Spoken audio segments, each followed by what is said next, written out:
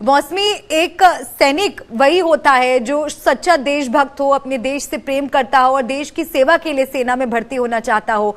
एक ऐसा शख्स देश को नुकसान पहुंचाने के बारे में तो कतई नहीं सोच सकता। जिस तरह की हमने हिंसा देखी, 700 करोड़ के करीब संपत्ति का नुकसान हो चुका है, कई लोग चोटिल हुए हैं, जिस तरह से उपद्रव, जिस तरह से दहशत का माहौल आम जनता के बीच देखने को मिला, ये यकीनन सैनिक नहीं हो सकते। और जिस तरह से अग्निवीरों की बात हो रही है, अगर इस योजना को लेकर किसी तरह का भ्रम है, कंफ्यूजन है भी, तो सरकार लगातार उसको दूर करने की कोशिश कर रही है। और साथ ही ये बात भी अहम हो जाती है समझने की, संशोधन भी किए गए हैं स्कीम में। जिस तरह के डाउट्स स्टूडेंट्स के मन में आ रहे थे, जहां जहां पर भी बदलाव की जरूरत थी, उन बदलाव को भी किया गया है। ऐसे में बहुत जरूरी हो जाता है कि कड़ी कार्रवाई के जरिए एक संदेश पहुंचाया जाए कि आप विरोध की आड़ में इस तरह की हिंसा नहीं कर सकते।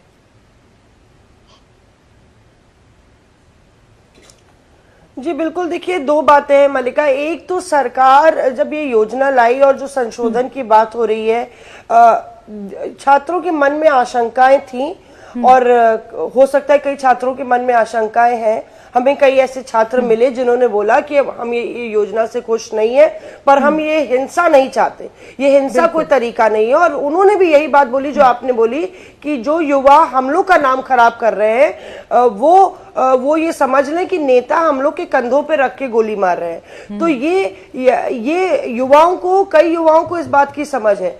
दूसरी बात यह है कि जहां तक आपने कहा कि कार्रवाई, तो अगर बिहार का ही पूरा मामला ले लें तो बिहार में लगभग 800 से ज्यादा गिरफ्तारियां हुई हैं, 150 से ज्यादा एफआईआर दर्ज हुई हैं। और पुलिस का कहना है कि अभी जांच जो है अभी तो आधी हुई है। तमाम अलग अलग जिलों में उन्होंने स्पेशल यूनिट्स लगा रखे हैं, साइबर सेल्स लगा रखे हैं। साइबर जो सेल है वो सोशल मीडिया के तमाम प्लेटफॉर्म्स को खंगाल रहा है और बतौर जीरो डाउन किया जा रहा है कि किस तरह का ये पैटर्न है। तो आगे और बड़ी कार्रवाइयां और गिरफ्तारियां संभव है यहाँ पे बिहार में।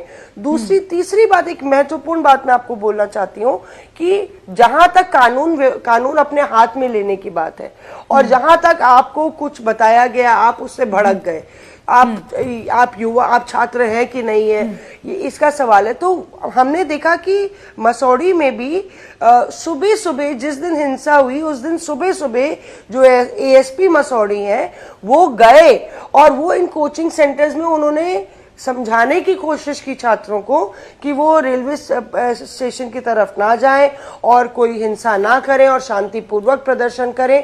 तो ये हमारे सूत्रों ने बताया कि बतौर एक आला अधिकारी आपको इन कोचिंग सेंटर्स में एफआईआर क्यों हुई है, क्योंकि यहाँ पे समझाने के लिए गए, फिर भी छात्र नहीं माने और वो वहां पहुंचे और उन्होंने तोड़फोड़ की। तो पुलिस बहुत क्लियर है और चेहरे भी सुजीत जी ने भेजा भी है कि किस तरह से लोगों को आइडेंटिफाई किया गया है मसौढ़ी में। 40 से ज्यादा लोगों को आइडेंटिफाई किया गया जो डायरेक्टली इन्वॉल्व थे इस पूरे हिंसा में।